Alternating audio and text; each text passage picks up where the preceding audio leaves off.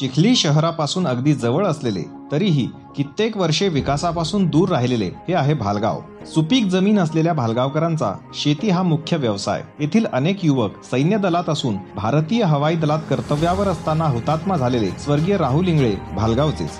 भालगावात सर्व समाजाचे लोक सलोख्याने राहतात आणि त्यांचा सर्वांगीण विकास व्हावा म्हणून चिखली विधानसभा मतदारसंघाच्या कर्तव्यदक्ष आमदार माननीय सौ श्वेताताई महाले पाटील भरीव प्रयत्न करत आहेत.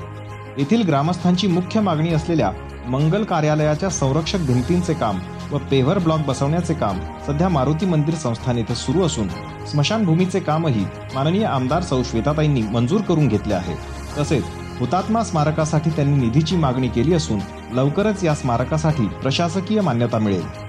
भालगावात सावित्री माता मंदिर, दुर्गा माता मंदिर अशी अनेक मंदिरे आहेत. इथल्या प्रत्येक समाजाने जी मागणी केली ती माननीय आमदार सौ श्वेताताईंनी मंजूर केली असून यात तुळजाभवानी मंदिरासाठी रस्ता मंजुरी आणि वैदू समाजासाठी दुर्गा माता नगरात सेवा भवनाचा समावेश आहे. तसेच छत्रपती शिवाजी महाराज पुतळा परिसर व महाराणा प्रताप पुतळा परिसराला संरक्षक भिंत व सौंदर्यीकरणासाठी भरघोस निधी मंजूर करून माननीय आमदार सौ श्वेताताईंनी ही कामे पूर्ण केली आहेत.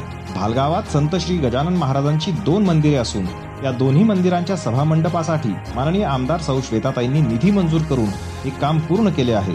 बौद्ध समाज बांधवांसाठीही सभामंडपाचे काम अंतिम टप्प्यात आहे. श्री गजानन महाराज मंदिराच्या बांधकामात अडथळा असलेली उच्चदाब विद्युत वाहिनी हटवण्याचे काम आणि शेतकऱ्यांसाठी महत्त्वाची असलेली गोसावी विद्युत डीपी सुद्धा माननीय आमदार सौ श्वेताताईंच्या प्रयत्नातून बसवण्यात आली आहे. येथील अनेक पाणंद रस्त्यांना मंजुरी मिळाली असून महाराणा प्रताप नगरातील सिमेंट कॉन्क्रीट रस्त्यासह गावातील एकूण 4 सिमेंट रस्त्यांचे काम पूर्ण झाले आहे. भालगावाला पिण्याचे पाणी पुरवण्यासाठी माननीय आमदार सौ श्वेताताईंनी जलजीवन मिशनमधून पाण्याची टाकी बांधली असून पाईपलाईन व इतर कामे प्रगतीपथावर आहेत.